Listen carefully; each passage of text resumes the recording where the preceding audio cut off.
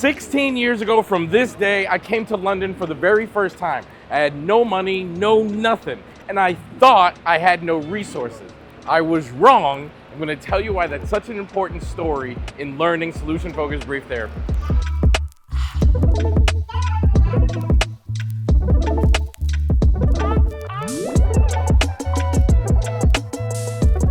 So let me bring you back all the way to the beginning of my career in solution-focused brief therapy. I had just attended my very first conference and I loved it.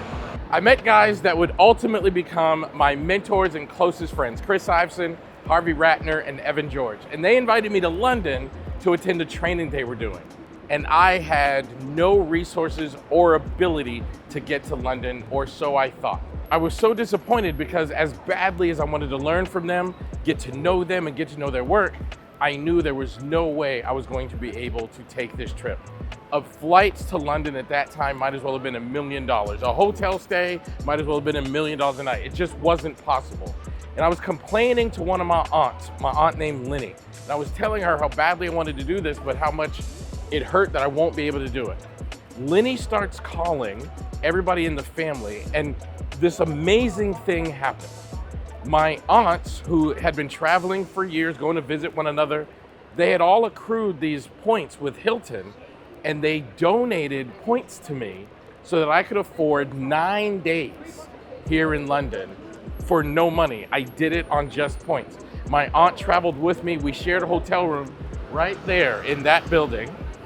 And it was, I didn't know it at the time, but it had changed my life. Number one is it put me on a path where I could ultimately become what I became in the field of psychotherapy.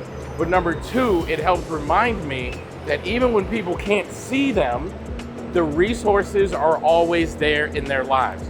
One of the questions people ask me all the time is, Elliot, what do you do with clients who don't have any resources? And my answer is always the same. I look harder, because everyone has resources, even if they can't see them. Everyone has talent, skills, abilities, people in their life, people that would help them, even if they can't see them.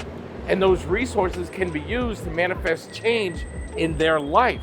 But if you are the professional and you don't believe the resources are there, then the client has no hope for change. The client has no opportunity to change.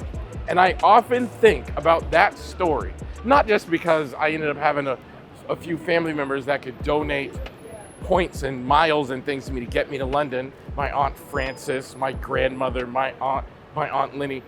I didn't know that they had these things and were able to give them, but how many things do people in their lives not know are there? Their own internal talents, their own internal strengths, their own internal abilities, their own loved ones around them that would support them. But if you lose sight of it, if you lose hope, if you don't see it, then the clients have no way to see it either. Literally, I'm just here in London doing some work. I'm on my way to Poland where I'm gonna give a lecture later this week. And I walked by this hotel remembering that 16 years ago, my life changed right here. Had I not gone on that trip, so many other things would have never happened. So be that in your client's life. Be that thing that's a reminder to them that there's talent, resources, skills, and abilities surrounding them that could change their lives. Because once clients see it, they can't unsee it, and it changes their life immediately.